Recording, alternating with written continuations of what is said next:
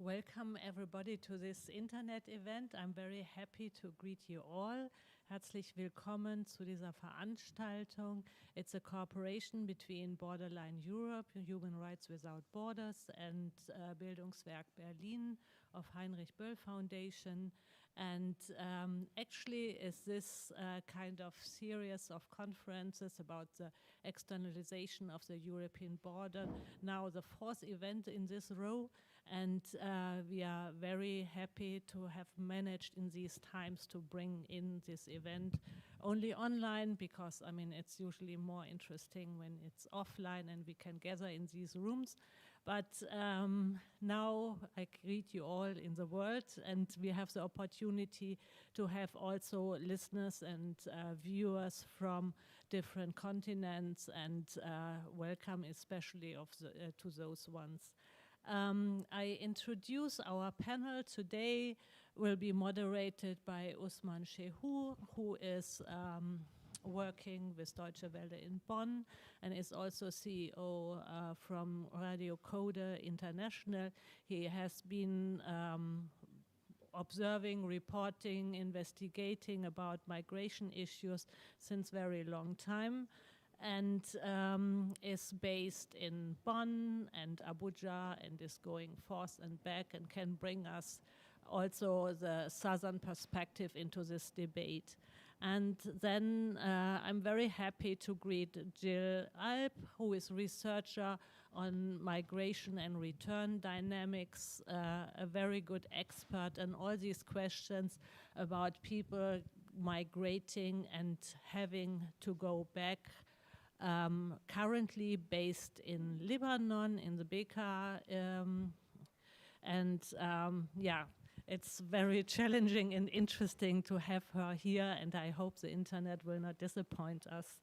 And then I'm very happy to have Giacomo Sandonini here. He is a very old friend of Borderline Europe, and Alarm von Sahara has been contributing with his research and reporting a lot to increase the consciousness about, I mean, what is going on in the Sahara and in the Mediterranean. Welcome, and thank you for having you here. And I also have to thank you, Bildungswerk Berlin, who is a cooperation partner, and then thanks to Lotto Stiftung, who has financed this event, which is a little bit challenging with a lot of technology and a lot of issues to be considered. So, Usman? Yes. It's yours. Okay.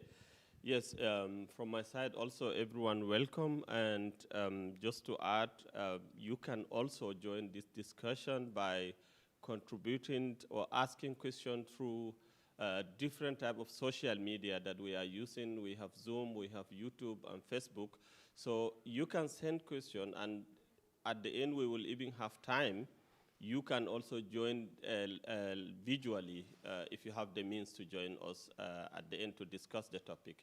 You can send the question directly to any of the panelists we have. Thank you. And yeah, just to also add to it, you can also comment on Facebook and YouTube if you want to leave like a written response or contribution to the debate. But I doubt that we are managing to see all comments on the 3 channels. So mostly we will consider what is going on Zoom, but we will, on and off also see what is going on in the debate on YouTube and Facebook.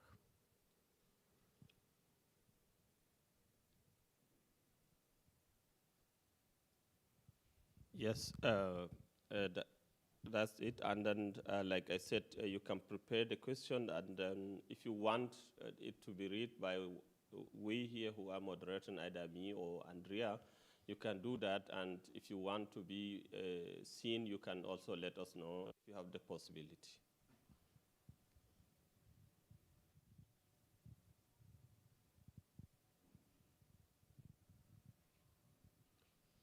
So I think we can start with the trailer we prepare for you people to see the little we have. No, we are not managing to do the trailer. Okay. It's I think we are starting with Giacomo and his presentation. Okay, then we are happy to present Giacomo. Please go on. Giacomo will discuss more on this work that everyone knows about IOM, how active they are in this issue, and Giacomo has been on ground in different places where these migrants are, especially area like Niger, Nigeria, and the side of Libya. Welcome, Giacomo. Thank you very much, Usman, and thank you, Andrea, for organizing this event. Even if I'm a bit sad, I was supposed to be together with you in Berlin, but in this moment it's still not possible. We hope it will be soon. I will start, and as with my presentation, as you mentioned, Usman, what I will focus is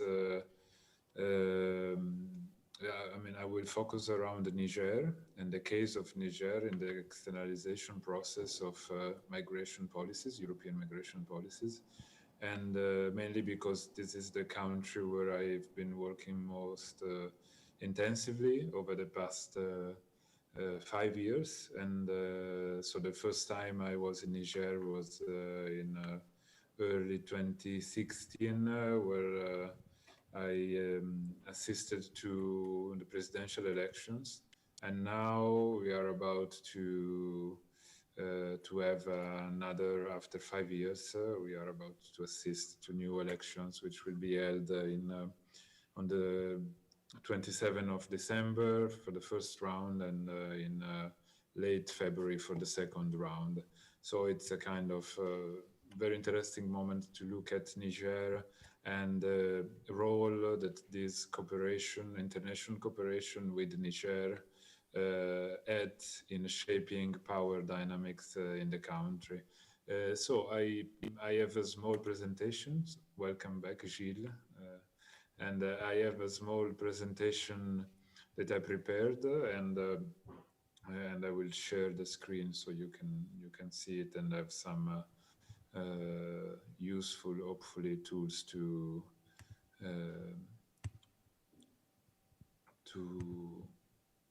so let me see. Okay, here we are, and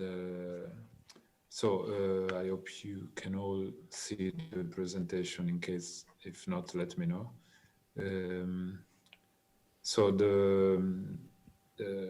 First of all, I would like to start with giving a bit an idea of the context. So where we are, I know you are very much experienced and have more knowledge than the average newspaper reader, let's say. But anyway, something which is quite important, at least when we are coming to migration policies, European migration policies in the Sahel and West Africa is, of course, the geographical position of Niger. So Niger has been and is still a corridor and an entry and a point for most people traveling by land from West Africa to Libya and Algeria, especially. And it's also a part of the ECOWAS, the economic community of West African states, which you can see in this map, which is also a free circulation area made up of 15 countries set up in 1979. So it's basically, even with different rules, something similar to the Schengen area, where a citizen from Senegal can travel 3,000 kilometers up to the border of Niger and Libya, just with an identity document, with an ID card and an health card. And so this freedom of movement, according to many observers, has been somehow put in danger by European policies, but we'll come to this a bit later. Niger has been regarded since in the past 5 years from a European perspective, so from European countries, the European Union, and European cooperation agencies, especially as a transit country for migrants from other countries, especially Nigeria, Guinea, Senegal, Gambia, Mali, and Ghana, were traveling to Libya. In some cases, then hoping or trying to cross the Mediterranean Sea to Italy. So this is a central passage along the so-called central Mediterranean route. And so what I will give you a bit of context about the European presence in Niger.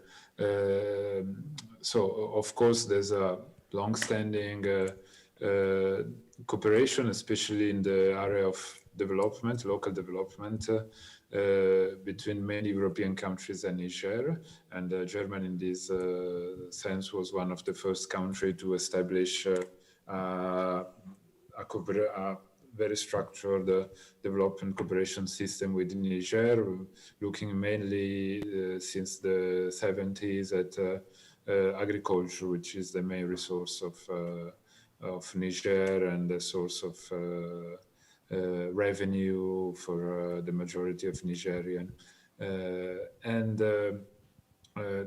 But then other European countries had some presence. Of course, France was the former colonial ruler, and as such has still today a strong influence over Nigerian politics. Coming to the European Union, which is connected then to the whole externalization process. Of course, there's a European delegation, the diplomatic body of the European Union, let's say, in Niger, which through different development is operational since 30 years. Then there's the Office of Humanitarian Affairs of the European Union also, because especially of ongoing food crisis in some border areas.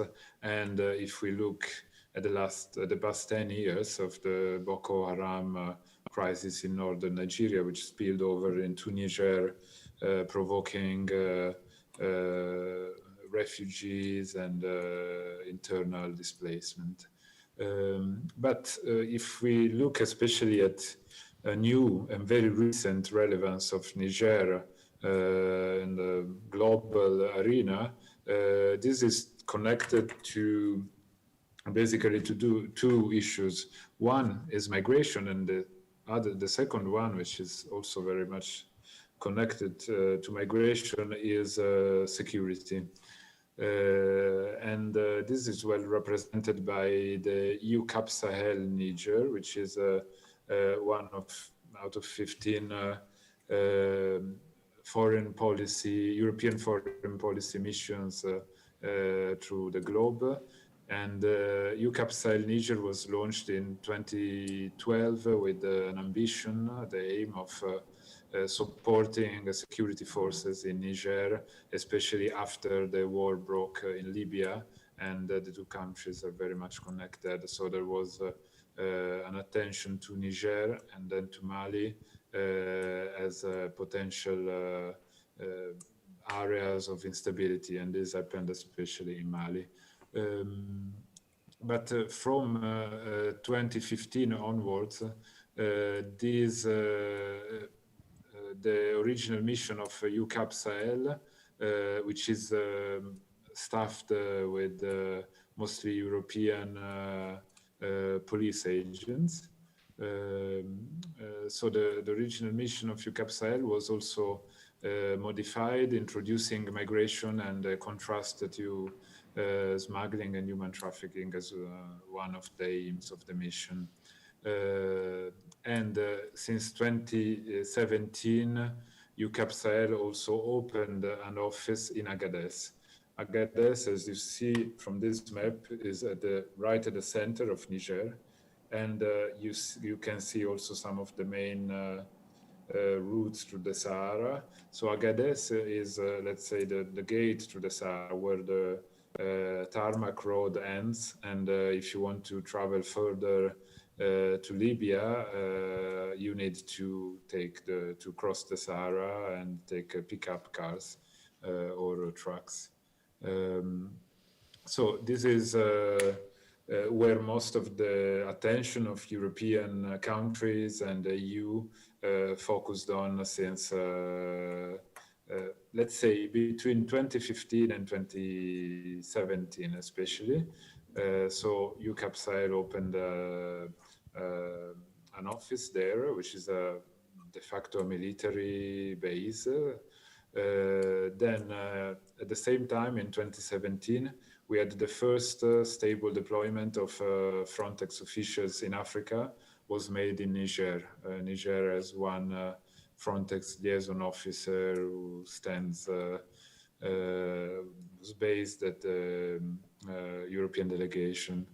And at the same time, since in the past 3 years, different European countries got interested more and more in Niger for the purpose that I mentioned earlier. So for considering Niger as a good country to cooperate on migration and also on security issues. So there's a new geopolitical interest on Niger. So Italy opened the embassy in 2017, then Belgium and the UK last year. The Netherlands are about also to open. I mean, some countries that were not traditional active in this area, at least from a diplomatic and political point of view, are engaging more and more. And at the same time, there's a growing military presence, an Italian military mission, a German base, several French and US base as well, and this is and also UK deployed some military means to support France operation in concentrating in northern Mali, but departing from Niger. So in what was the idea of the European Union and some European member states that contributed most to drafting and crafting this policy in Niger was basically that, as you see from the map, Niger shares quite limited, it's less than 300 kilometers border with Libya.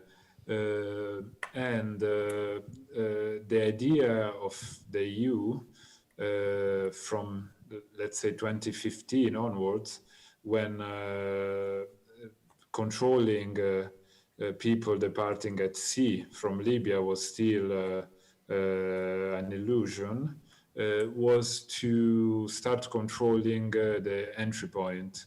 So looking especially at the border between Libya and Niger. So this is a stretch of land in the middle of the Sahara Desert, where in 2016, according to data from the IOM, about 300,000 people crossed this border going north from Niger to Libya. And of course, a part of these people eventually made it to Italian shores later. But as we all know, this flow of people was not only limited to people that wanted to cross Libya to reach Europe, but also people who were hoping to find a job opportunity in Libya and settle down, at least for some time in Libya, despite an ongoing conflict that got worse, as we know, since 2017 especially. So the first idea, the first European approach, was to look at this border, and but basically, so to prevent people from crossing from Niger to Libya. And the main point of action for this intervention was actually Agadez.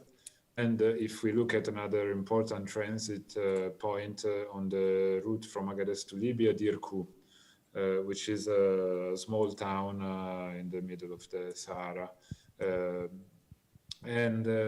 So to achieve this, the EU set up a different set of interventions, program funding, basically funding the local police, giving incentives to local police to arrest people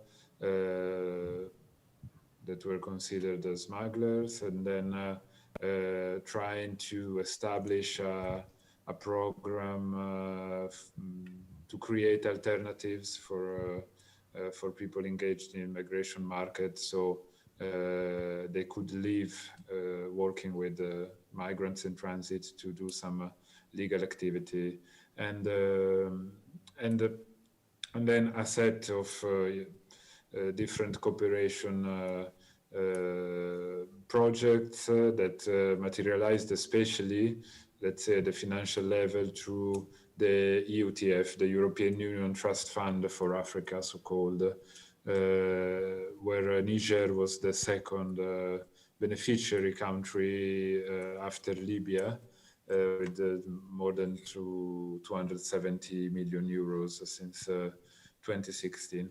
So let's say the first point of interest for the EU was Agadez, and in this sense, with about 300 people arrested in Agadez, which were prosecuted partially as smugglers or facilitators, middlemen, breaching newly adopted Nigerian anti-trafficking, anti-smuggling and trafficking law. So this obtained some result in the short run, and the flow reduced a bit. But of course, as the flow of people, it's an important part of the local economy, the transit of people. So there were many, let's say, local negotiations in order to continue in different ways this activity. And then there was a second step in this strategy.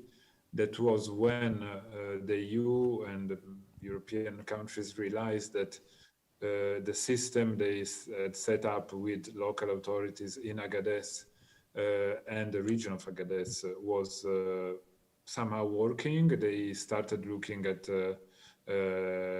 entry points, because they realized that once people got to Agadez, anyway, if let's say the Nigerian or Senegalese migrant made it to Agadez, then despite this system of control, it was still possible to avoid controls and move on to Libya, because we all can imagine that the desert is not an easy place to control, and also consider the region of Agadez is extremely vast. Is the largest administrative region in Africa, and it's almost the size of Italy. So, and with 500,000 inhabitants, so it's quite difficult to control. And so they shifted to looking at southern border, and especially since you can see marked in red in this map the borders with Burkina Faso and Mali, and a part of the border with Nigeria and Chad along the Lake Chad. So these borders are marked by insecurity due to insurgencies, both in northern Nigeria, East Nigeria and Mali and Burkina Faso, that also spilled over into Niger since 3 years. And so there's ongoing military operations in this area. So let's say, coming to migration control, migrants were not really passing through this area. The flow of migrants along this border, to simplify, we can say, was quite limited. So the strategy, the European strategy, was to strengthen border control over the border with Nigeria, especially, and partially with Burkina Faso. Considering that in 2017, Nigerians were among the first groups of asylum seekers in Europe, and also the first group of African citizens arriving in Italy through Libya.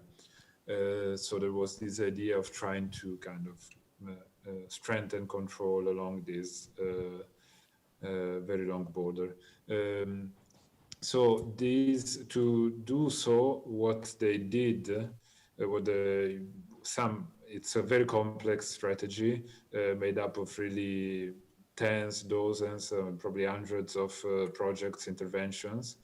And what they did was to basically to launch, to reestablish some border control police checkpoints in border areas, to equip them, and to equip them with also a fingerprinting system to collect data on migration and on people transiting, and centralize them in EMA. And then also there is a sort of, let's say, more security-based approach, which is part of a strategy of the newly adopted Nigerian strategy on borders.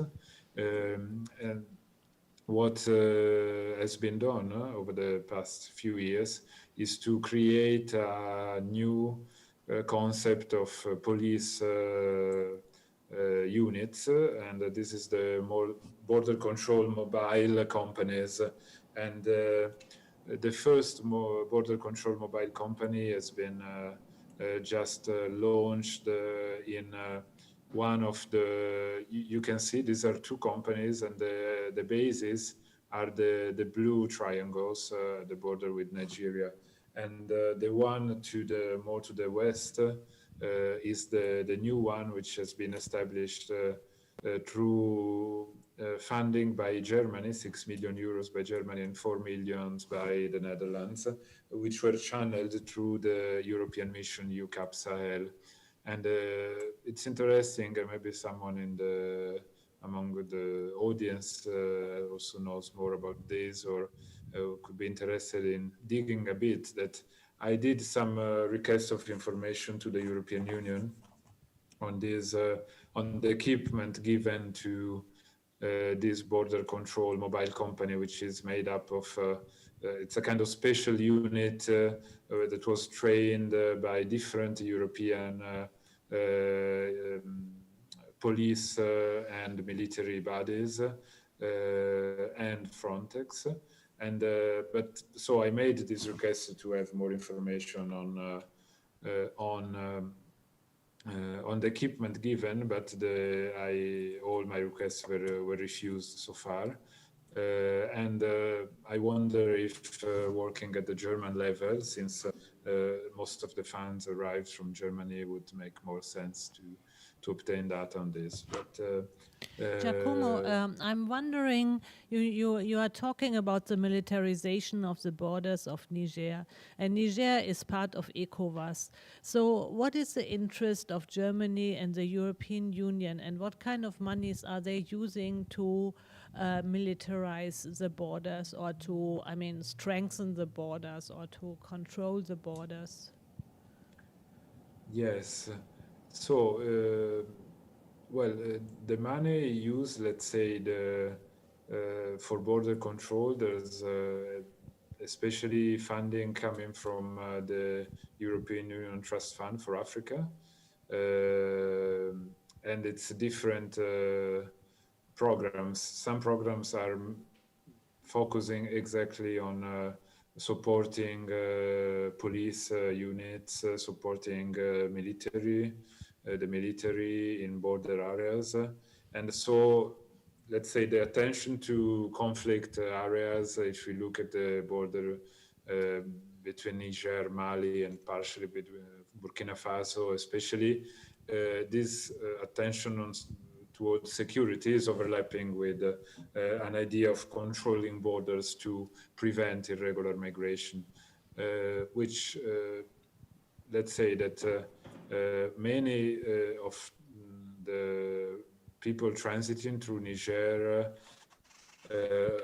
trying to get to Libya, crossing from Agadez to Libya, didn't have, there are different statistics, but they're not very reliable, didn't have even an ID card, despite the fact that inside the ECOWAS, yes, you can circulate freely and like for 3 months time in each country, but you need an ID card from your own country.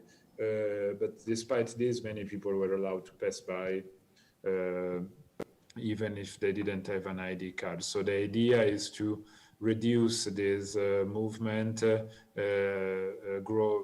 strengthening all the checkpoints so that people passing by, if they don't have an ID card, they will be refused entry. And the cases have been quite high over the past years.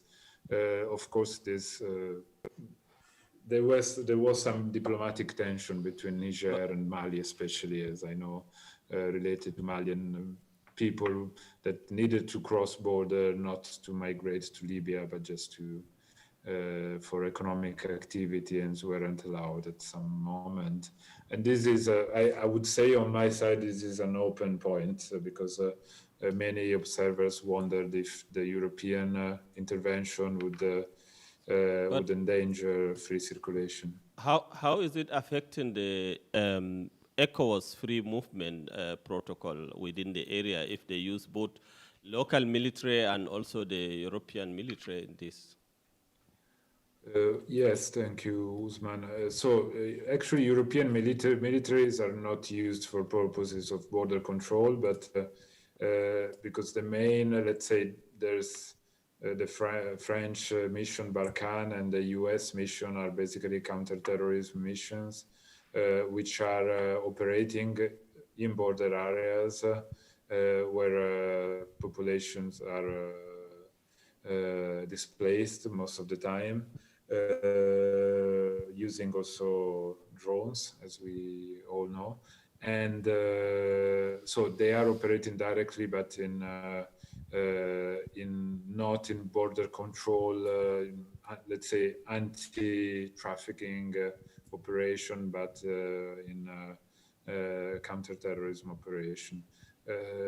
Looking at anti-trafficking, let's say, yeah, the idea was to reinforce local police forces and create these new border control, mobile border control units. So the first two have been created in these two areas along the border with Nigeria, and there are plans to build 2 more of these, always on the border with Nigeria. Especially the third one was expected to be built in the region of Zender, so on the way from Kano, which is a very busy transit area and commercial area in So northern so it Nigeria is not too. affecting the ECOWAS protocol, if I understood. It is not affecting ECOWAS protocol. I don't have anything. I can't really say this is affecting so far. I think maybe we'll see it in the long run. Let's say the EU is as being in its the EU, European Union is funding also the ECOWAS, and they are always saying our projects are sensitive to keeping the stand in line with free circulation in the ECOWAS. But Then, for example, but the building of these places, like you said, in between Niger and Nigeria, who is awarding this contract? Who is doing the contract? Yeah, so the contract, they have, I mean, these bodies, for now we have two of these outposts with about 250 each police agents in each of these bases. So one of those, the oldest one, has been funded by the U.S. Department of State, and so it's kind of mix counterterrorism security mission with also some border control purposes related to migration. The second one, which is funded as I said by Germany and the Netherlands, is mostly focused on let's say there's a double nature also on this side, and they have a contract for maintaining, let's say, the bases, keeping the companies for 2 years now, but this will need much more funding to continue these units, these companies so they can be operational for a longer time. And this, let's say, it's a local staff, but also there's a connection with Frontex. It's a source of intelligence also for European police or military, or let's say both European decision makers, because it's connected to the European Union Security Mission, UCAP Sahel, but also for single security agencies from different European countries. And it's interesting, so maybe we can move to looking at IOM, if that is okay for you. Noting the role of IOM, that, for example, this new base close to Birnin Konni, where very recently, a few weeks ago, an American citizen has been kidnapped and was later released through an intervention in northern Nigeria by US Special Forces, which is also a very interesting case. Let's say, luckily, has been released. But the headquarters of this base has been built through a contract managed by IOM. And when I saw this, and I saw also in the presentation of the conference of today, there was an idea to look at the role of IOM in externalizing European migration policies. And IOM was described as a logistician. And this is maybe fits well into this description of IOM. So IOM was supposedly working on migration management, humanitarian issues, return, integration of migrants. And in this case, they entered in a project which is basically a police. It's not an isolated case, but it shows well how IOM somehow is also operating with the European Union very strongly to build up this set of interventions. So the contract for building the base was operated by IOM, and the same thing happened in, and I think it also gives an idea of what is happening in Niger. The same thing happened in Niamey, the Nigerian capital, where just a few months ago there was the official inauguration of the new headquarters of the border police. So the border police was saw a great increase over the past years through European funding. So they had better equipment, better funding, and also they could deploy more agents and recruit more agents. Symbolically now they have their headquarters in Niamey are much bigger than the headquarters of the national police, despite the fact that they are a part of the national police, of course. So it gives the idea of the importance for external donors of the and European donors, especially of this, but not only, also the US as an important role. Giacomo, I think we have to get Jill now, into our debate. Yes. So we have learned now a lot about, the militarization of the borders and, the installments the European Union is funding and how, the borders are getting tighter around Niger, which has, like a very deep impact on those on the move, which are moving across the Sahara, across the Sahel, because, these are the controls people are hindered by to do, the normal traveling business. Jill, we have invited you because you did, some research about the return of migrants and refugees, and then, consequently also about the role of IOM and the UN Migration Agency, organization, not agency. We would like to hear from you now.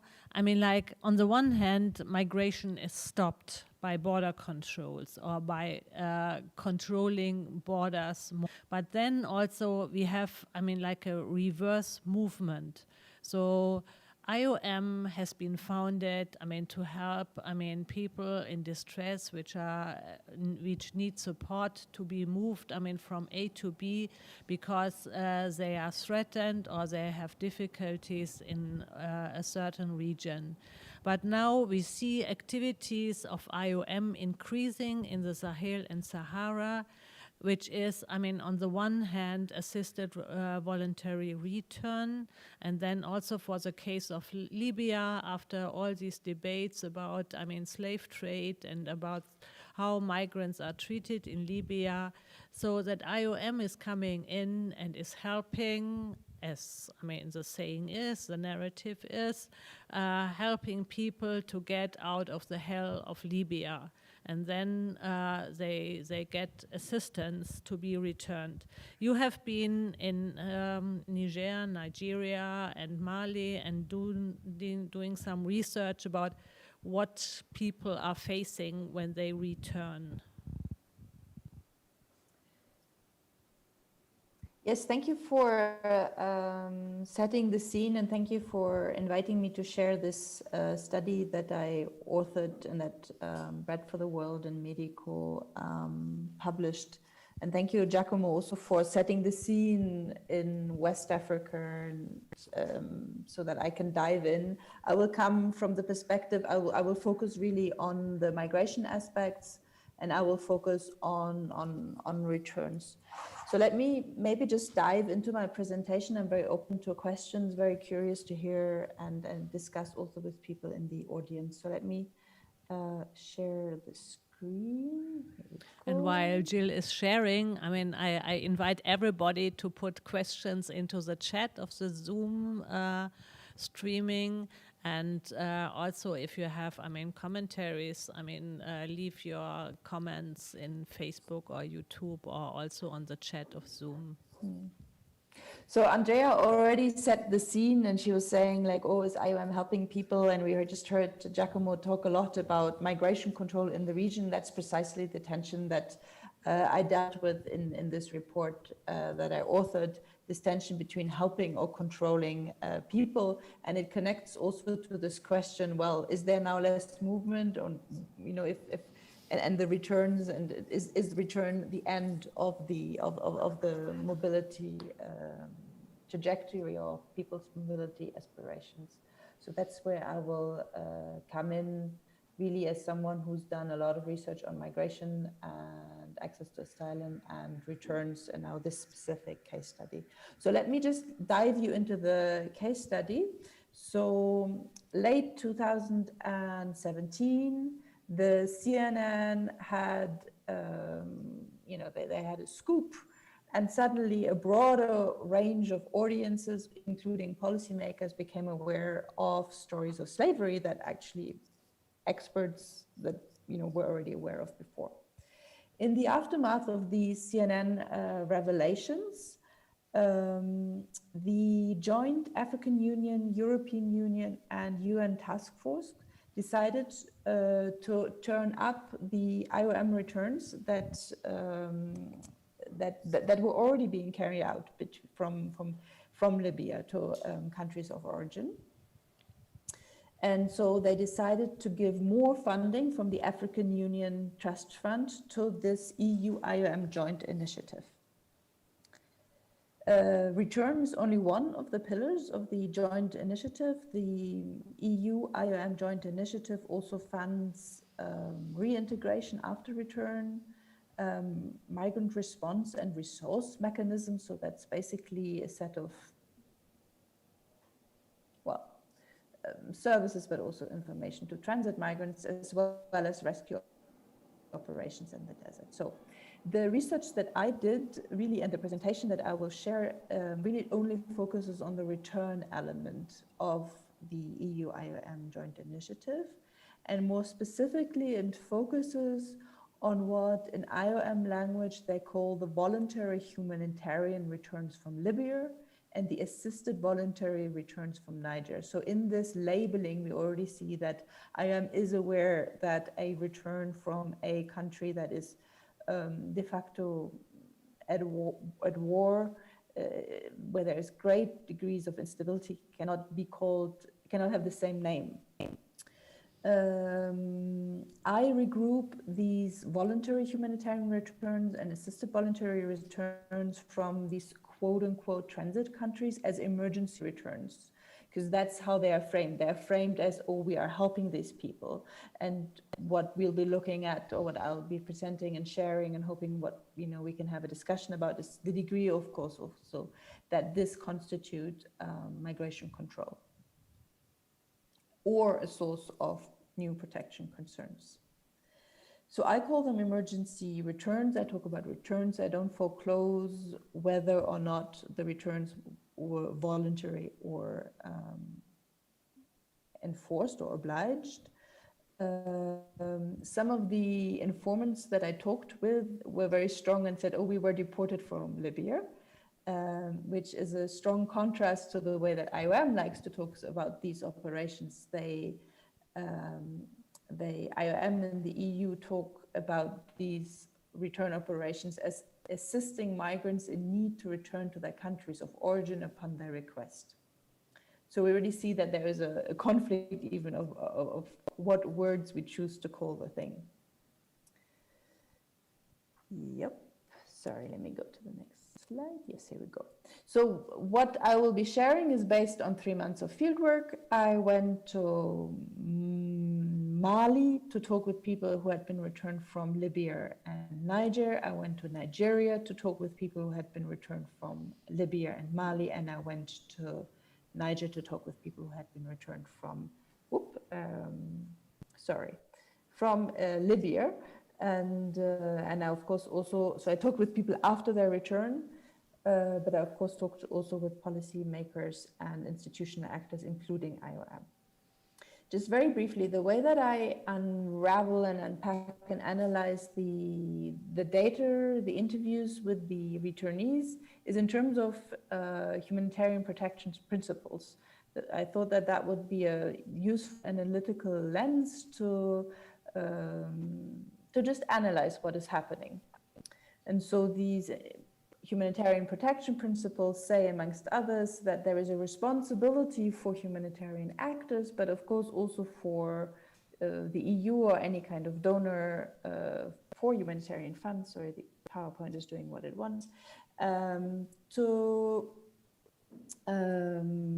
yes, this is better, to also make sure that they are protecting people from harm, that there is impartial access based on actual needs, and that people can actually also claim rights. So these three axes are part and parcel of humanitarian aid.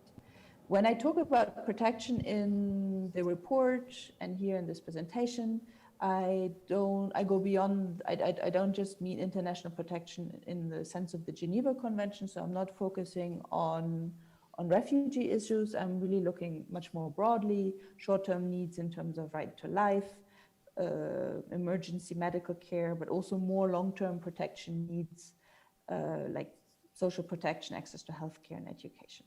So this is just the overall context. So let me go into the flesh and the meat of it all.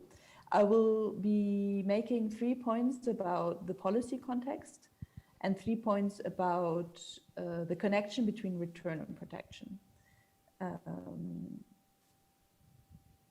So about the policy context, the first point I want to make is about funding. So the returns from Libya and Niger, they are funded, they are part of the EU-IOM joint initiative, and this is funded by the European Trust Fund. And for this, I prepared this slide where you can see that returns represent 9% of the EUTF kind of spending. So that's a substantial kind of share. Specifically, if you look at the actual objectives of the EU Trust Fund for Africa. Also, second point about funding is that when we look a little bit historically, then we can note that these sorts of return by IOM from transit countries started being operated precisely at the time that funding for search and rescue operations, that was being downscaled and halted. So we see a shift of where the funding goes. It used to go to search and rescue operations in the Mediterranean, and now it is going to return operations in Libya and Niger and other countries. So that was the first point about the policy context and funding. The next point about the policy context is about the program design. So who can have access to what, where? I said in the outline that I'm framing and analyzing things in terms of the humanitarian protection principles, which are also about impartiality. Now, if we compare the right map with the left map, then we do have a tension. The right map is a map of mobility flows on the African continent. The left map is the map of the countries where the EU-IOM joint initiative is operating. So what we can conclude from this is that not every African migrant can access this assistance in the form of return. Malian migrants, for example, in the Lake Chad Basin, in Saudi Arabia, in Angola, in Mozambique, they are not able to access assistance if they are in trouble and they want and need to return. In a nutshell, we can, if we just look at the countries, we can conclude that,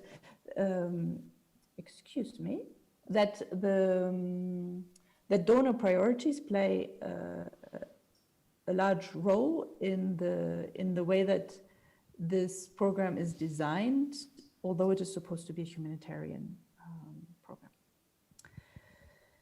The last point about the policy context that I wanted to make is I wanted to put it also into like a quantitative context. So the countries which receive the most returnees from transit countries are Nigeria, Mali, and Guinea, which are also important countries of origin for migration flows to Europe, which is a little bit of a pointer towards the fact that these returns are a tool for the European Union to externalize border control, to shift things ever further down. Like I was already saying, there used to be funding for search and rescue operations in the Mediterranean, and now it's actually shifted down to Libya and Niger. Also, in terms of scale, something to be aware of, the numbers that we are talking about for returns in transit countries or from EU member state countries are absolutely not the same. When we're talking returns from, for example, EU member states, we're talking in the hundreds or thousands. And when we're talking from return rates of, for example, Nigerian or Malians from transit countries, we're talking in the 10,000s. So there Gilles, before you go, you were on ground in Edo on this incentive. How actually it has been utilized, because it is a lot of money there. How are these returnees getting it, and is it working? Yes. So you're saying, stop the policy context, bring me some of your field work. Exactly. Yeah, because it will be interesting to know, yes, there's a lot of money going, and you were on ground. Is it really working for this returnee, the incentive? Yeah, maybe we have to discuss, I mean, the issues now. I mean, like, what kind of impact does it have? I mean, like, is it stopping trade? Is it stopping migration? Or, I mean, like, if the agenda, the European agenda, and they are spending so much of our taxpayers' money on it, are they stopping, I mean, migration, or is it just, I mean, creating misery like in Libya? The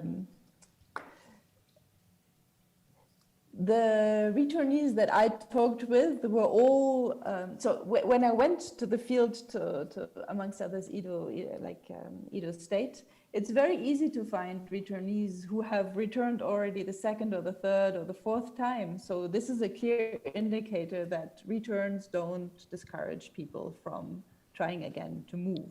So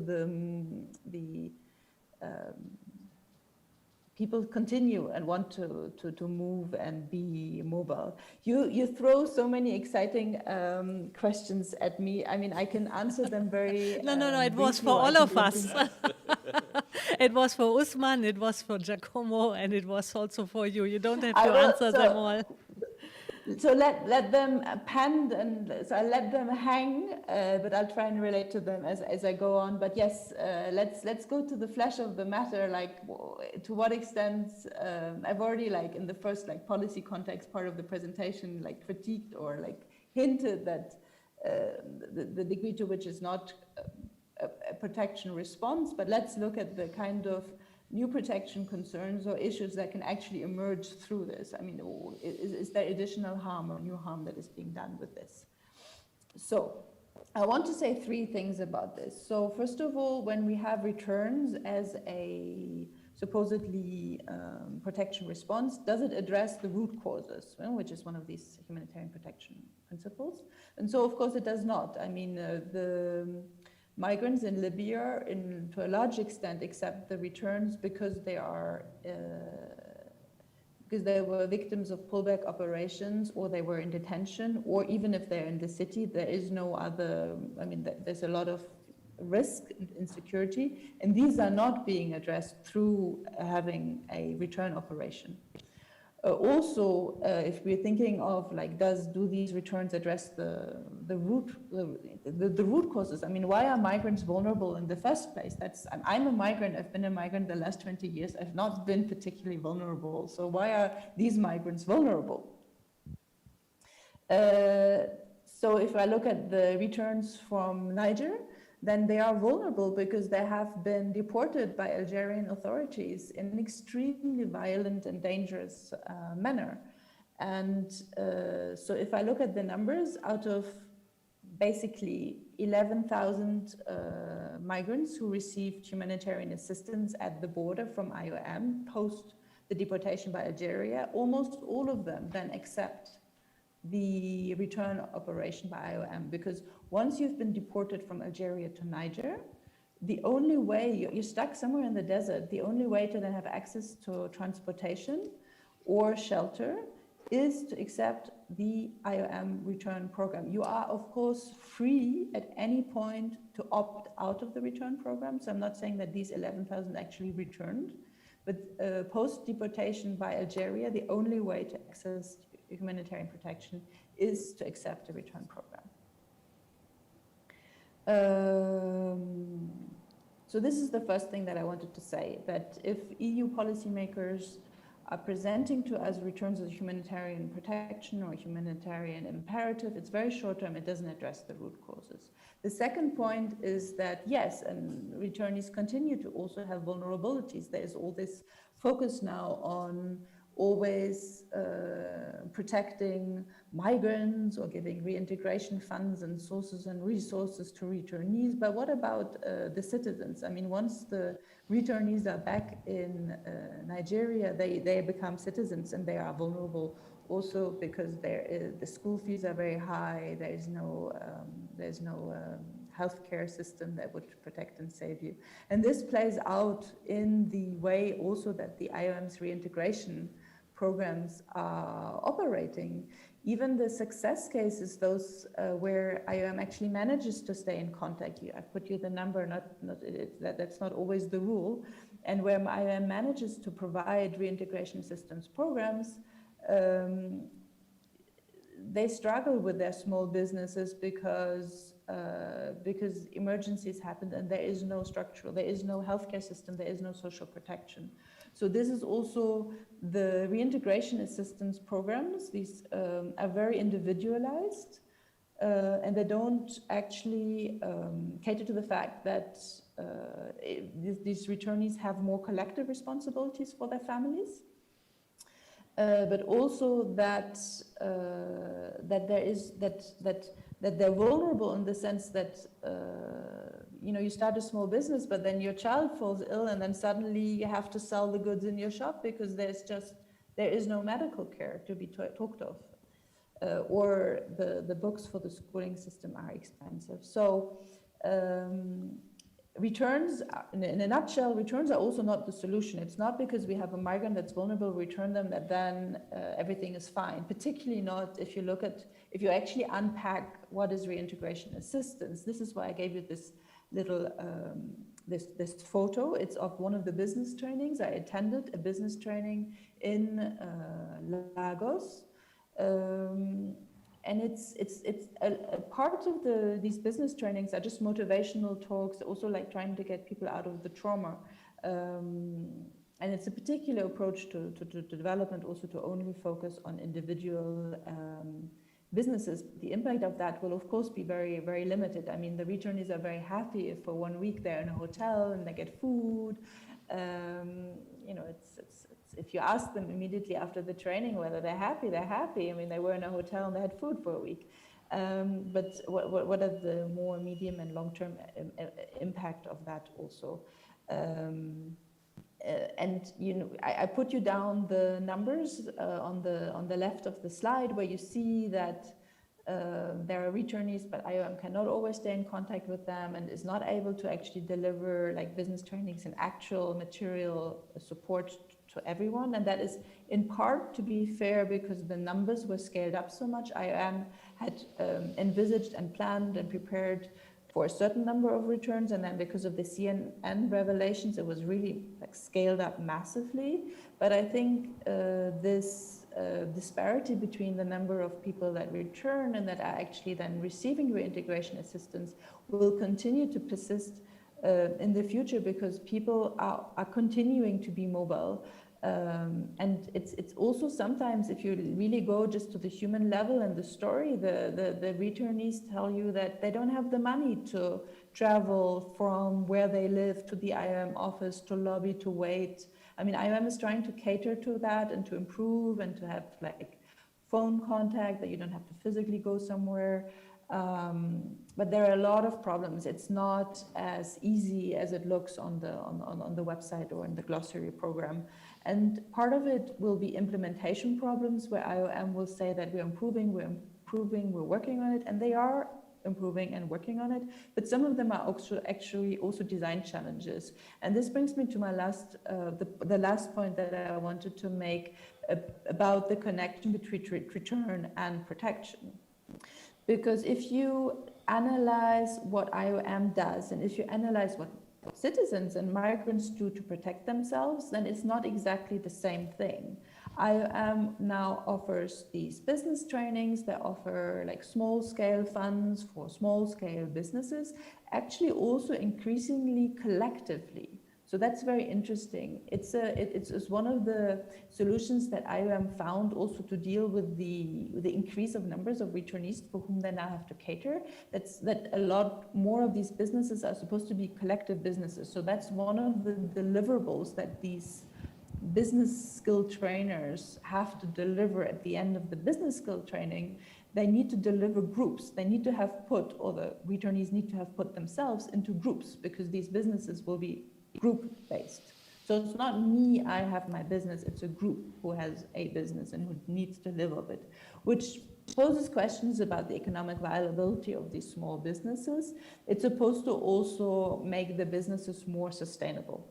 But anyway, I'm happy to share more about that. What I wanted to say is this is IOM's approach. If we're looking at what do returnees and citizens do, then, and if I look at what people in Nigeria and Mali tell me, then the conclusion to which I have to arrive is that remittances are extremely important, not for families, for family networks, to compensate the lack of social protection mechanism, a welfare state. Remittances are extremely important. And if I look, for example, let me tell you two stories, and then I shut up and we'll listen to all of the questions from the people in the audience. Yeah. So do you want to hear about Seydou or not? Yes, please. Okay, let me tell you about Seydou. So he's an IOM success case. Like IOM managed to stay in contact with him, he got his training, and he got a small truck with which he can move and like transport things and make an income in this manner. He's really a successful case. But even in this success case, where he has this blue little car with the IOM logo, he continued to lobby his brother in France, like, bring me over, like, this is not enough income. Like, we have family members, he was in Bamako, we have family members in the village of origin, they need more. When somebody's ill, we need to send money. We have the school fees of the brothers and the sisters and the children of the brothers and the uncles and the nephews and the cousins. And we have a collective responsibility for this. And with this small individual business in Bamako, I can't do it. So the brother in France refused or wasn't able to bring Seydou to France, but they struck a deal. So whenever somebody in the village needs money, because there is no other form of social protection, the brother in France sends it to Seydou and they pretend that it is from Seydou. So, and they do it so that Seydou's honor is also maintained. He says, yeah, that he can also feel worthwhile and that he's contributing to the larger family. But the fact is that he's only able to fulfill his role as a responsible adult and responsible family member because he's got a brother in France who's sending remittances. The other story that I wanted to share is of a Cameroonian woman whom I met in Bamako and who had gone through these, like very difficult migration routes. But once she had been deported from Algeria and had almost died in the desert, she gave in and she was like, okay, I'm going back. The thing that she told me, the one thing that consoled her about accepting IOM's return program was that in the 6 months that she had been in Algeria, she had been able to save some money, send back some money, and her brother had been able to build a house for herself and her children whom she had left in Cameroon and the children of the brother. Now, long story short, why am I sharing this? It's migration is a means to make savings a little bit faster. Like it's important. And she said, this I wouldn't have been able to do in Cameroon in the same time. So mobility continues to be important. It's not because people are returned that this need for remittances, this need for mobility ceases. Geographical mobility, like the desire for social mobility, continues to be connected with geographical mobility. So return is not the end of a migration aspiration. I prepared some like concluding questions for debate, but they're maybe abstract. I'm very happy to to just go to the audience now and like have a more general debate. Yeah, thank you very much. I have two questions before others come in. Number one, there are a lot of information that this, let's call it pushback or controlling from the borders in Libya and Algeria, it opened another dangerous routes because the smugglers and the migrants now, instead of the normal routes that they use, even though they were dangerous, but now they open another new routes which are more dangerous, and not to talk of just recently Senegal to Canary Island, which is very fresh. How true is that, and how effective is that? Is the EU thinking about that? If you close this normal route, you are opening another dangerous one. Then the second question, how IOM is cooperating with, well, let's call a failed state in Libya. How do they cooperate with Libya, where you have militias, masters of themselves? These are my questions. Well, I'm happy like to open it up. I don't want to like monopolize, so let's have a shared discussion about this.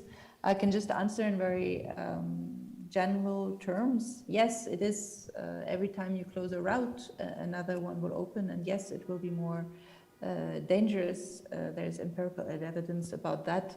I'm not sure how much it plays into actual policy processes. And yes, thank you very much for offering me the opportunity to actually flesh out what I hadn't said before, that of course the EU is channeling money into the hands of the Libyan Coast Guard, and so is in that sense part of the problem of why the transit migrants in Libya are at risk. I mean, it's a whole mafia. I'm not a Libya expert, but definitely there is an EU responsibility for the, well, for pulling back. I mean, you cannot pull back a migrant to a country where there are severe risk of undignified circumstances and torture and slavery. So yes, there are these funding streams which are highly problematic. Yeah, maybe Giacomo can help us with that, because Giacomo, you'd have been doing intensive research about how the EU funds are used. I mean, they are, officially developmental aid, and then does it really support development? And does it, improve the living conditions? Or as somebody in the chat was asking, does it fight root causes of migration? Yes. Well, I think as Gilles showed minutes ago, I mean, most of the funding, if we look at this new instrument from the EU, which is the European Union Trust Fund for Africa, so-called, the name is much longer, to tackle the root causes of displacement and irregular migration. Of course, there's a big part of the money was aimed at exactly this idea of tackling the root causes, which is also very much discussed because among scholars and researchers, because there's probably not a real that such a simple connection between improving access to job opportunities in Edo State and reducing migration. It can also be that the case is the other way around. If someone has some more revenue, is more likely to move on to increase even further his revenue until he's in a position where he can believes his life is dignified. And so this is of course a big issue, looking at this European approach to using development cooperation funds to intervene in the migration dynamics. But then coming to the diversion, let's say, what someone said is the diversion of development funds into funds for border control. Yeah, also the trust fund has proven to be quite an example of this use that, according to European Union officials, doesn't pose any problem because even border control is a form of building up state capacity, and building up state capacity means also development. So this is the approach basically. But if we look at the trust fund, for example, we see that equipment to the Libyan so-called border Coast Guard has been funded through the Trust Fund for Africa. Equipment and bases for military forces in the Sahel have been funded through the Trust Fund. Of course, it can't be offensive equipment according to European rules, but someone can argue that whether this equipment can have a mixed use, so it's a civilian equipment that can be used also for a military purpose. And we are speaking about quite a lot of money. If we look at Niger, for example, the immediate impact on the vulnerability of migrants of increasing controls in at the level of Agadez, especially, and on the way to Libya, has been the fact that drivers, to avoid patrols by security forces, had to take much longer routes to the Sahara Desert. And still, so the people from Alarm Phone Sahara are exactly trying to look at this, at people who've been abandoned, or who've been had some problem, or were blocked somehow somewhere in the desert. But anyway, there's no data. Sometimes we hear some declaration saying the number of migrants who died in the Sahara is twice than the Mediterranean. Well, basically, we don't have any data on this. The only data, and the most reliable data we have so far, is the data produced by IOM, which is collecting information in areas close to police or military checkpoints. So, of course, this is not where migrants have been passing by. Okay, there's something intervening. While we are talking about illegal migrant, I would like us to talk about legal migrant. What effort is the EU doing about legal migrant? Because there's something, I don't know, there was an agreement to calm them in, everyone who wants to come to Europe legally, go to Chad, put his application there. Can anyone of you tell us about this program? Because we always talk about illegal migrant, but what about the legal migrant? And what about this plan that if you are in Mali, you have to go to Chad? Even the way to go to Chad from Mali, they are not part of ECOWAS in Chad. How can the people go to Chad and apply to come to France or Germany? Yes, maybe I can say something, then I'll leave it to you, Gilles. So what you are talking about Chad, which is, it's also an interesting kind of example of how communication worked there at some moment. So there was a few times where there was an initiative pushed by France in 2016 and 17 that was described as creating hotspots in the Sahel. And now when we speak about migration to Europe, we are quite used to identify an hotspot with a place where people are identified, and whether there is an asylum claim, the claim is somehow not assessed maybe, but there is, let's say, a division between economic migrants and refugees. And so it's a transit area where magically people should be identified depending on their claim or the right to continue travel or to stay in the territory of an European country. So this idea actually then that was proposed by President Macron, and then also Italy supported the idea, then never really made it to anything so concrete. But actually, in the end, there was, the idea was probably a bit, and the words were not chosen so well, but then actually they represented a bit of what happened with the European policies and the externalization of the European borders in the Sahel and Sahara. So basically, what happened in 2017 was that the UNHCR, the High Commissioner for Refugees of the UN, opened a processing center in Agadez for the first time.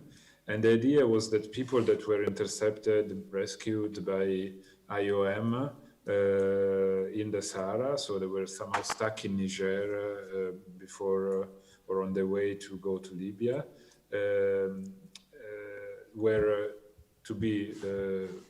were channeled into voluntary return programs to their home countries. But in the case that among these people someone declared himself as a refugee that couldn't go back, then yes, they could access to a refugee status determination process, and then opportunities for resettlement. So to move on from Agadez to Europe and from countries in the north of the world. And Chad, there was a similar idea with Chad, but the numbers and the system and the conditions of Chad are very different.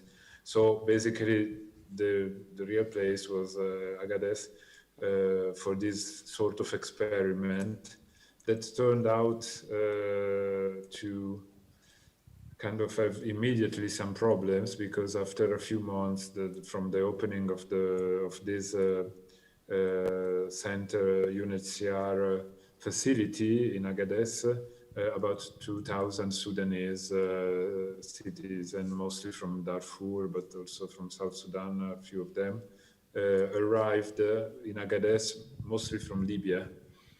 So going south, because they were hoping somehow after this hotspot declaration by Macron and some news traveling through the Sahara, that they could, from Niger, they could travel then to Europe, because they were already, some of them at least, pushed back at sea, trying to cross the Mediterranean. And so an idea that was, an approach that was made for a few people, because the idea was just that each year they would have a few hundreds people in Agadez, because the flow is made up of a large majority of economic migrants, then ended up with some problem, because these Sudanese who arrived were mostly from Darfur and could access asylum even in Europe, in most countries in Europe probably. So they were there and they got stuck in Niger somehow. So it's a kind of an unintended consequence of an European approach to save the humanitarian part, but also reduce migration. So keep a balance between these two sides of the European policy. So Gilles, you... Yeah, thank you, Usman, for bringing us back to the broader picture.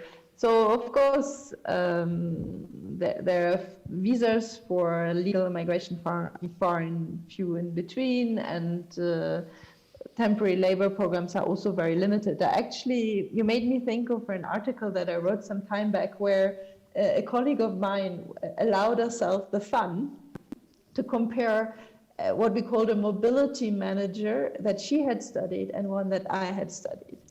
So the one that I had studied was a migration broker. That was one of my first research projects. I worked with migration brokers with men who were selling visas, men who had development agencies that functioned like travel agencies. Other people might call them smugglers or traffickers. I called them migration brokers and just looked at, well, how do they relate to people who have migration aspirations? What are their relationships? When is trust broken? Like, aspiring migrants give money, then can they actually travel? Anyway, that was my research project, my migration brokers. And the fun that we allowed ourselves is, and I shared it in the chat, is to write a comparative piece where we compared migration brokers with the EU. A colleague of mine, Lisa Akison, had done a study in Cape Verde where she had studied an EU program that promised to do precisely what you had asked, Usman, to be an avenue for legal migration, to be a hotspot for information about legal migration. And her research showed that actually the EU, through this, well, not the EU, but this specific EU-funded program, had managed to send 4 people out, which is also the success rate of my migration brokers. So I leave that pending. I mean, of course, it's not to be taken too literal as a comparison, but sometimes the words that we choose give or take away legitimacy. But yeah, sometimes there is a lot of showcasing before we do something about legal migration, and then if you look at the realities, there's actually less. I think now we have some viewers. Yeah, we have some feedback from the chat room, and our friends from EU Monitoring were asking. Jill raised the point that the return program is not addressing the so-called root causes of migration. On the other hand, we saw that the bulk of the OITEF money, also the money of the European Trust Fund, goes into combating the root causes of migration. I'd be interested to know the EU version of the so-called root causes. The background of my question is that I doubt that the EU would admit that the present economic and political world order lies at the root of the problems that contribute to migration. So in short, what do they mean by root causes? So it's a question a little bit about, what is the official policy of the European Union, and what is, the practice on the ground, and how are they selling, the new security policy of the European Union?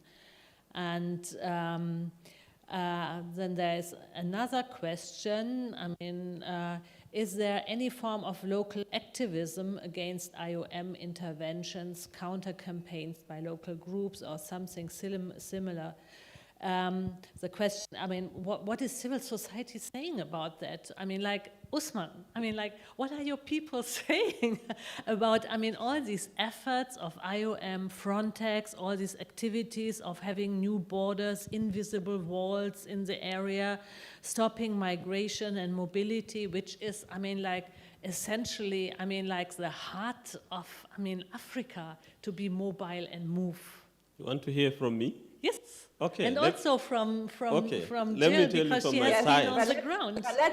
Let's hear Osman first. Yes, from what I know, what IOM is doing with this so-called civil society, or the civil society, is that they used to organize workshops to change the perspective of their job. They gather journalists, like training journalists on migration. These journalists goes back to their medias, talk about IOM good job, and this is what the public consume. That is, IOM is doing this and that. So mostly these people who receive the messages, they get only the perspective through where IOM is giving workshops and so on. Some of the activists who were very hard in local area like Agadas and so on, they are being employed to be staff of IOM. People who are supposed to especially it is like saying at the beginning, these are the people who smuggle, so we need to incorporate them into our program. But most of these hardline or these activists, you said, you think that supposed to stand and talk and check and balance how things are done, most of them are already employed according to the information I have. But you are on the ground, tell us. Giacomo? Yeah. Okay, or Jill? Jackie, No, you want to you. go first? I'm happy to go first. Please. So there's two questions, so I'll say two things. About the, first of all, thank you so much about the question of this. Basically, it said on one of the slides that 55% go into fighting the root causes. And to be very honest, I'm not exactly sure about the EU's understanding and definition of this particular funding line. I would guess that parts of it, not all of it, would be a funding for awareness raising campaigns about the risk of migration. But I would that can only be part of it. So I would have to actually follow this up. But thank you so much for the question, and we can be in contact also over email to dive into this. The second question about, what is it's a general question about also society in some of these countries of origins or in some of these countries in West Africa. What I saw on the ground is that actually to be a returnee it's like a new business model. I mean, it's all of these organizations need their returnee spokesman, and so it's a way also to make money. I mean, some returnees organize returnees and also offer to sell interviews. I mean,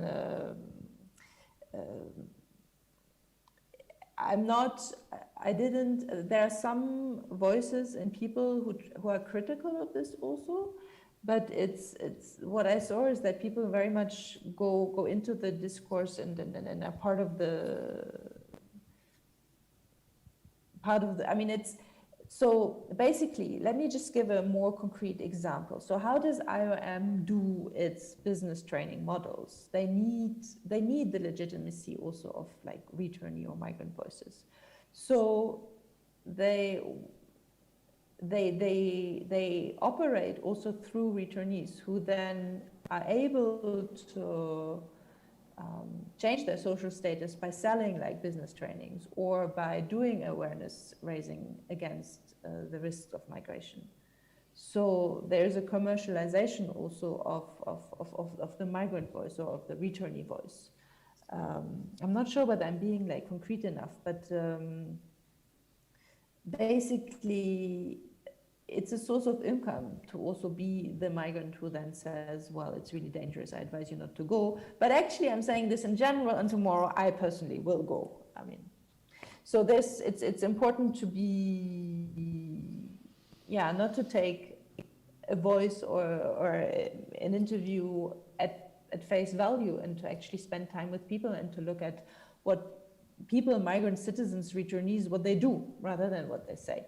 Which is why I found it interesting that when I went into communities and I asked my research assistant, who was part of the community, to point me, to just give me a tour of some of his friends, that it was very easy and very obvious that some had already returned several times, which means that after they returned, they had traveled again.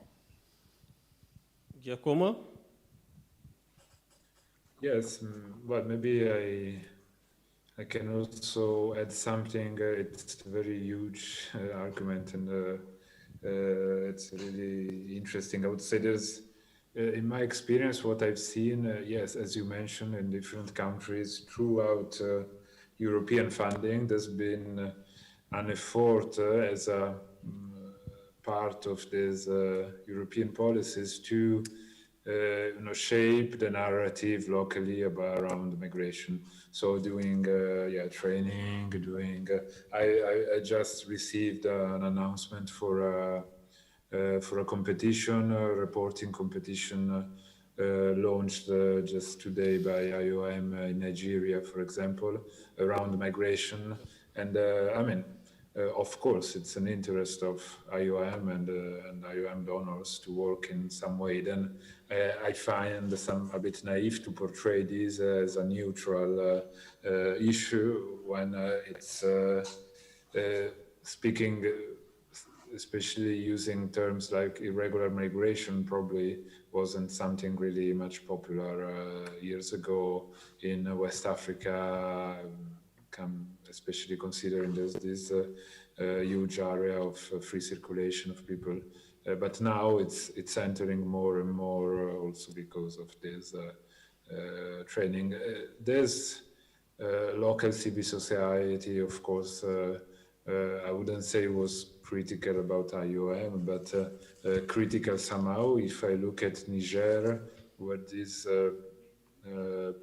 policy was quite violent somehow, was imposed especially in the region of Agadez, and probably another place which is quite symbolic is yes, Edo State, for the number of returnees specifically from that region. So in some areas where the phenomenon was felt by the community, local community, in a stronger way, then yeah, there's been also some criticism, but there's also ways to cope to the critical voices, and maybe it's there's social movements like also in Niger, also criticizing the EU intervention in the country, but of course there's much urgent problems for common citizen in Niger than the transit of migrants that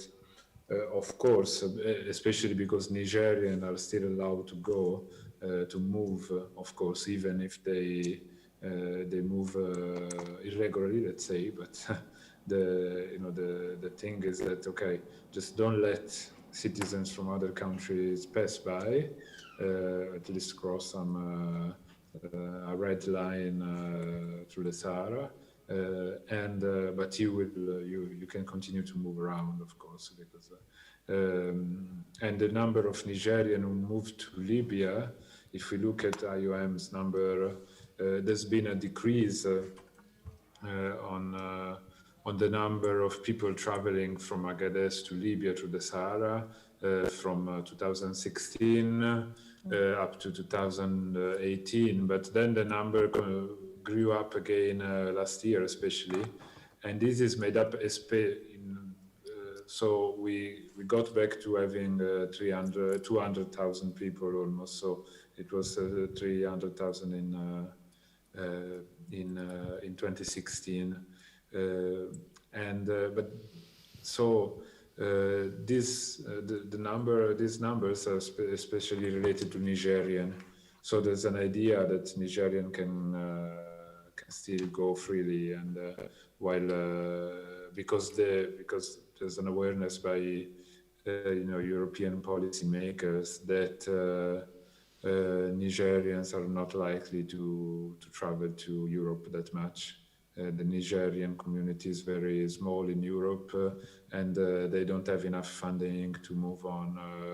Most of them are staying even in southern Libya or southern Algeria. So I think also this is interesting how certain flows are not completely considered by this set of policies. But then the reaction by local civil society is of course there. And yeah, when I was in Nigeria, I was also in Edo State. I was also surprised in seeing how many organizations run by former returnees came up over the past years in Nigeria, trying to intercept funding, especially because using this narrative is a sort of win-win game, because it makes sense, because that's where the money are, so it makes sense for everybody, let's say, for NGOs, because if they craft a project using the migration or root causes narrative, you have more chance to get the project approved. For local governments sometimes, because they can attract funding from European governments, because they can, and the European Commission can say, okay, we did the job, and we tried to do our part in this, even if they might be aware sometimes that this is not always working. Yeah, but then in the middle of all this story, there's the people who, as Gilles said, have a much more complex situation, and they just want to improve their living condition, and so they're willing to move through other means, through other ways, so this is, it's a system that has been built up in a few years, which will need to be fed continuously in order to maintain it, to make it working. It will be oiled through funding increasingly, and the next 7 years financial framework of the European Union is also apparently, from what we know from the draft budget, going in that direction. Yeah, there is one other question. Yes, you want to come in? Yeah. I would love to just share one story about discussing about, well, what are the critical voices and how one of the migration brokers with whom I was working in Anglophone Cameroon, I mean, he was selling visas and travel programs and ended up in prison at one point. But he went to a demonstration with his staff against illegal migration, because his understanding of illegal migration was that illegal is if you go through the Sahara. Precisely what he was doing was legal migration, because he was selling papers and making people travel through the airport. So we have to also be aware that that people have their own understandings of certain terms. Yeah, there was a question now from the chat that there is whether there is any data on the impact, on the economic impact of these new borders. So wait a second.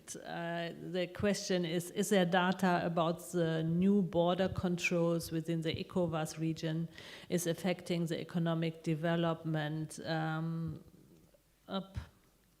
I'm disconnected. What a pity. I can't read it on.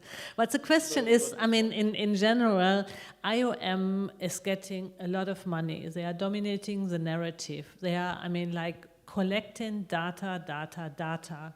And I mean, their data is considered to be valid. So is there a counter narrative?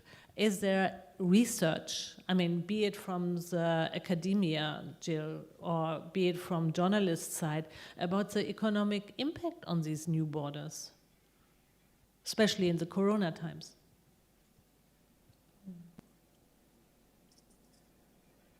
Yes. Well, I was about to share, I don't know if the person who did the question is able to see it on a chat. There is a very recent study by Klingendahl, the Dutch foreign relation think tank, let's say, on the economic impact of migration policies in northern Niger. So I think it's quite comprehensive. Then, of course, we are in an area where statistics are not really reliable. There is a big part of the economy which is informal, so it's not really possible to describe through data exactly the economic impact. But yeah, I mean, it's really huge. Of course, depending on the country, in a country like Niger, it has, or in Libya as well, if you pour in the span of a few years hundreds of millions of euros, this has an impact. And I would say it's not only, IOM is implementing big European funded projects, but then there's also the cooperation agencies working like GIZ, especially is a huge player coming also to return and integration in Nigeria, for example, or with regional programs. and then the French cooperation agency AFD and other French public-private agencies like Civipol or Expertise France. And so it's a set of really different actors who, and it's interesting to see how the big part of the money from the trust fund, European Union Trust Fund for Africa, it has arrived to almost 4 billion euros. Most of this has been channeled through European actors, implementers. So the local civil society organizations play a very little part. Maybe they are involved through subcontracting, but the biggest part of this money, which is European public money, is then going to European NGOs, to European or international NGOs, but mostly Europe-based, European cooperation agencies, to UN affiliated agencies like UN or UNHCR or UNDP in some cases, or the World Health Organization. But so locally, this money is not so, I mean, there's been some budget support for local governments for sure, especially in Niger, Burkina Faso. There's been equipment given to, I mean, of course it can be important for local elites to have some access or to benefit in some way from this funding, but most of the money is kind of still managed by European actors. And so I would say one thing that I saw in Niger that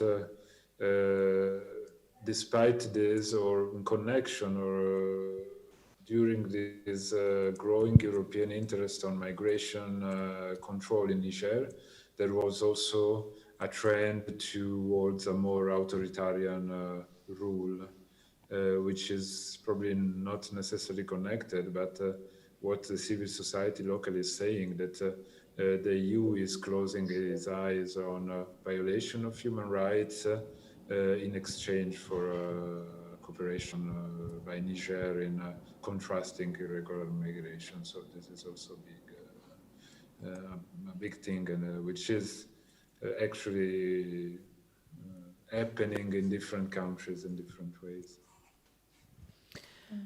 Antoine Picou, who's based in Paris, he's done a lot of work on the IOM. He just published a whole book with Martin Geiger also. I've shared it in the chat. But he's really analyzing also historically the involvement of IOM in a global context, not specific to West Africa. When I was in Nigeria and Mali, also doing interviews with IOM staff, I was struck that because they have such a presence also in like remote areas in Niger, they sometimes have data that other agencies or actors or institutions cannot have. But because of their mandate, but not just their mandate, actually also their funding model, which is which is a lot more project driven than other UN agencies. And now IOM is a UN agency, organization. They don't necessarily publish everything that would be needed, for example, from a human rights perspective. So this is something that struck me. At one point, I found out that they knew stuff which was relevant from a human rights perspective, about refoulement, about access to international protection. And of course, they collaborate with UNHCR, but they had data. I mean, just what I was getting in the interview, because I was pushy, was just so much more exciting than what I got in the data sheet. So maybe there's some reflection also to do, because IOM has the capacity to because they are just so much more present in some of these border spots, in these Sahara places. I mean, who has the capacity to be there?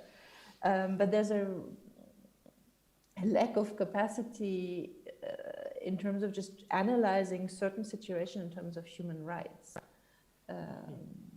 and then actually just processing that data also in terms of human rights, because it's all framed by the donor priorities and the return narrative. So yeah, counter narrative or pushing IOM to publish in a more share data differently. I don't know. I just noticed that they had data that was very exciting and relevant, but it wasn't in that fact sheet. There was a program immediately after this CNN report you mentioned from Libya. We saw many countries like Nigeria taking their people from different camps back to the country. But why is it not happening in Niger, where you have a lot of camps? And at the government, this program, has it stopped, or is it still going on? I think that was just a part of the emergency response. I mean, you're right to point out, because now we're like beating IOM, you're right to point out that following the CNN revelations, a whole series of Western African states mobilized their own money and their own resources to participate in these repatriation programs. So I think the answer to your question is that it was the specific emergency situation in Libya with the slavery stories, which isn't quite the same as sort of the suffering that you have of people post-deportation from Algeria. That would be my answer to your question. But it's very interesting. I mean, your question points us also to the role of African states themselves. And that gets us back to the question that, well, it is if we're thinking short term and immediate term, then it is a rescue operation. People were suffering in Libya, but just can that be the structural long-term response? And isn't there a need to be a bit more smart? But generally, leaders of countries where these people come, we hear Europe is talking with one voice, always try to block the borders or try to control them from there. But in your own research, how are the effort of the leaders of Africa themselves to unite and discuss about this issue and take it serious? Because these are their citizens, and now their citizens are being calm in their own continent. What effort themselves within the leaders? Because like I said, the Nigerians started flying these people on their own. Generally, as AU as a whole, what do you understand their effort in ending this? That was the immediate aftermath of the CNN revelation. I think it has stopped now, from what I understand, in Nigeria and Mali. It's just ION doing the return operations. But your question it points us to the question of the kind of responsibility that African states have and how they connect to their citizens. Maybe I can just give one small little example, which maybe illustrates some of the tension. So the IOM is under a lot of pressure to, of course, also do monitoring and evaluation of the return and reintegration programs. It's mission impossible because numbers are so high. I mean, it's a very difficult task. Part of their solution to kind of have the deliverables to the donors ready when the program is supposed to be finished is to actually do a lot of capacity training with Nigerian state officials and bureaucrats so that they can do the monitoring and evaluation with like some IOM funds. So I think that is also then, I mean, that becomes then also, I mean, from afar, it looked a bit like IOM was outsourcing like stuff that was their work to the Nigerian like bureaucracies, like ministries and bureaucratic instances, for which they were then like partially paid. So it's interesting also to look at the money flows to which kinds of state actors, and then how does that create a gap maybe also to citizens, or the citizens, like if they have an anti-migration discourse, as Giacomo was like beautifully illustrating, can of course also make money. So it's, I suppose I'm making 2 points, like there's all these, like for example, when I studied like the migration and development agreement between France and Cameroon, it was very clear that there were visa advantages for diplomats, but no visa advantages for general citizens. So we have the gap also between, I mean, there's not just the Nigerian state, and different actors, like different state actors or different social classes within a society will will benefit differently from collaborating with the European Union that wants to stop mobility. Sorry for like answering in a very abstract way, but it's, I mean, if we bring it down to something more concrete, it really is also about democracy. I mean, when I was hearing Giacomo talking, I was reminded again of this debate that we have in academia also about, well, what kind of state building is the EU doing in Niger? It's a lot of money for what kind of police? You said the border police office was bigger than the national normal police that would maybe take care of the security of citizens rather than of traders and migrants who want to cross the border. So yeah, a real challenge how to actually foster a democratic debate and like ask for accountability when there's so many financial stakes for different institutions and actors. I think we are running out of time and we have to finish our very interesting discussion now. I want to do like a quick round, what we have to watch out for. As, I mean, like we are seeing, I mean, that this invisible wall and border is coming stronger and stronger. And now, I mean, European Union is discussing this pact on migration, which is actually enforcing deportation and is enforcing return, be it voluntary or forced return. And what, I mean, just, I mean, like, I mean, in one or two sentences from your experiences, what do you think, I mean, like we the listeners should watch out and observe closely in the Sahara, in the Sahel, in West Africa for further developments?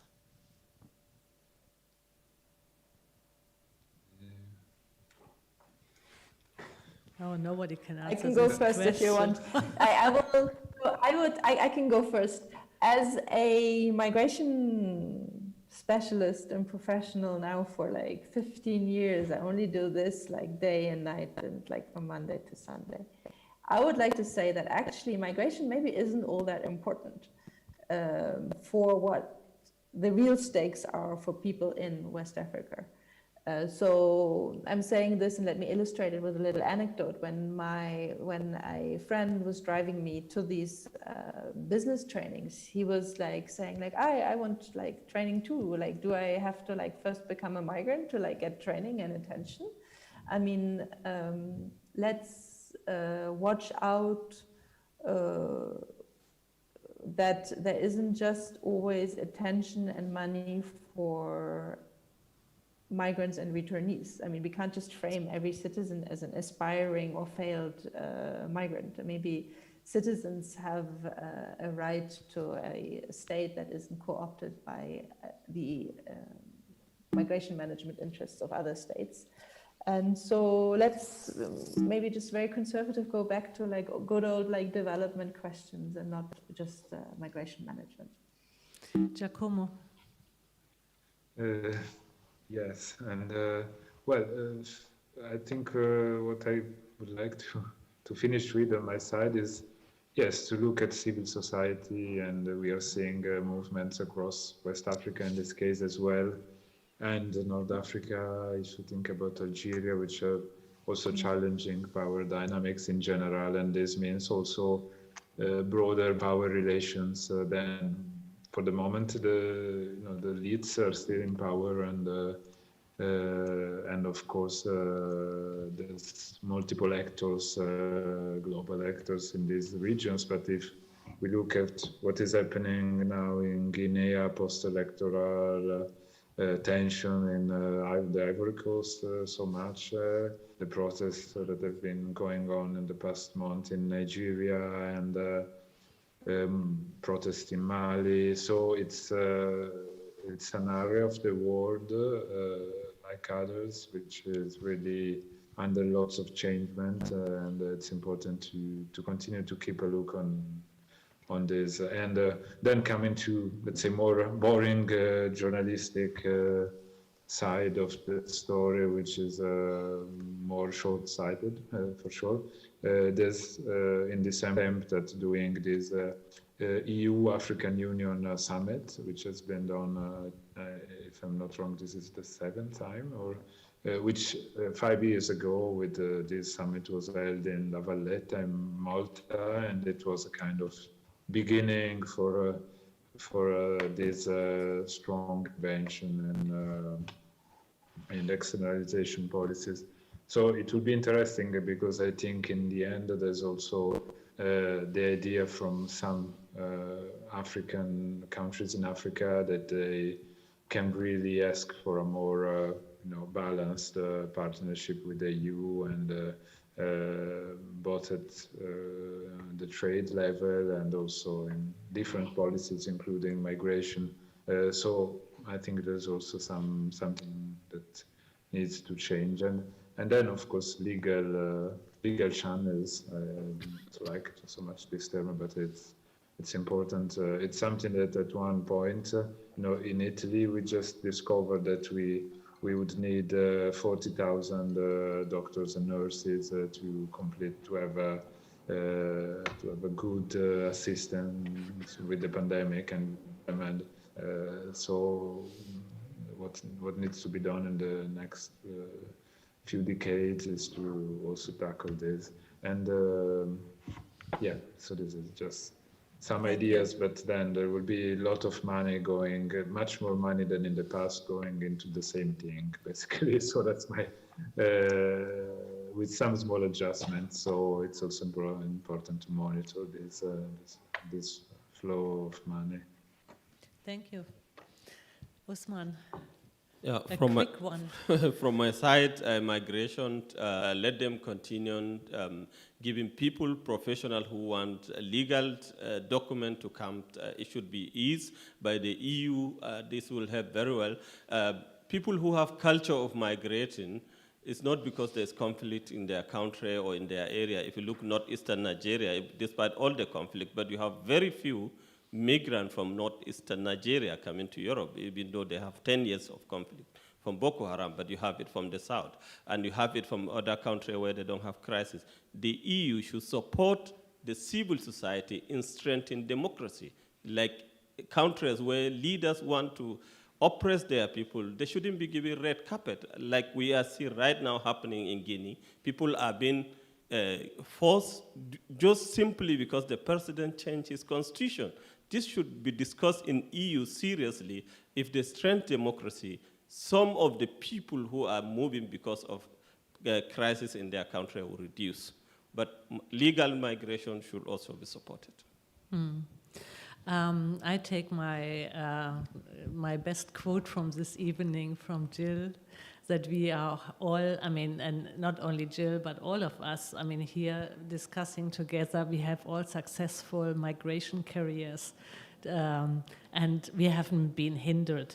So, like everybody should have the right, as we had it, just to go somewhere to check it out, whether there are some opportunities, come back when we want to, and go back and try something else if we want to. So I thank everybody for the participation in this evening, especially to the listeners and viewers and the participants. Giacomo Zandonini from Italy, Jill Alps from Lebanon, Usman Shehu from Bonn, and me, Andrea Stieritz, for Borderline Europe, Human Rights Without Borders.